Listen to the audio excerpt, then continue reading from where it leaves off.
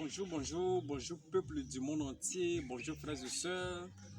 Aujourd'hui, 5 novembre 2023, nous allons parler de l'amour de la parole du Seigneur Jésus le Christ.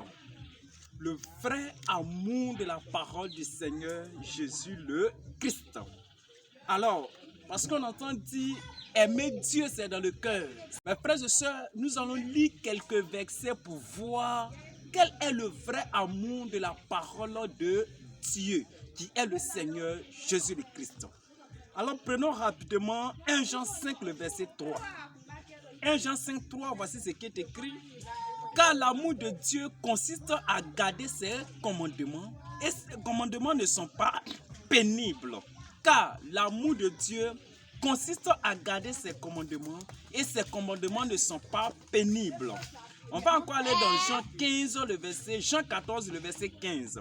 Si vous m'aimez, gardez mes commandements. Alors, frères et sœurs, peuple du monde entier, voici ce que les Écritures nous disent. Il dit, si vous m'aimez, gardez mes commandements. On ne peut pas aimer quelqu'un et bafouer ses commandements. On ne peut pas aimer quelqu'un et faire ce qu'il n'aime pas de façon exprès. Ça serait un amour hypocrite.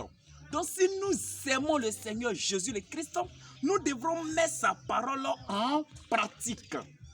Ses ordonnances et ses lois. Ce n'est pas parce que nous ne sommes plus sous la loi, mais nous sommes sous la grâce, que nous allons bafouer le commandement de notre Seigneur Jésus le Christ. Non et non. C'est ce que dit Romains 6, le verset 15. On va lire Romains 6, 15. Voici ce que dit Romains 6, 15. Il dit quoi donc? Pécherons-nous parce que nous sommes non sous la loi, mais sous la grâce, loin de là. Il dit loin de là. Ce n'est pas parce que nous sommes sur la grâce que nous allons pécher.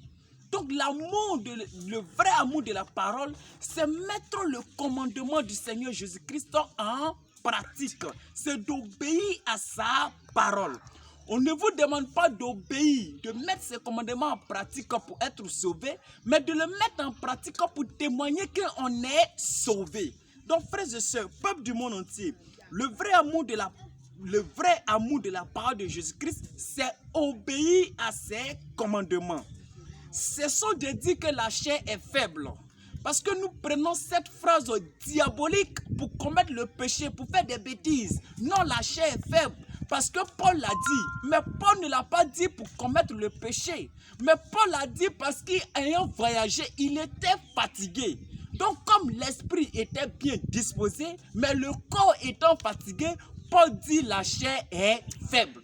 Paul ne l'a pas dit pour pécher. Donc, cessons de dire cela, de prendre cela comme prétexte pour commettre des bêtises.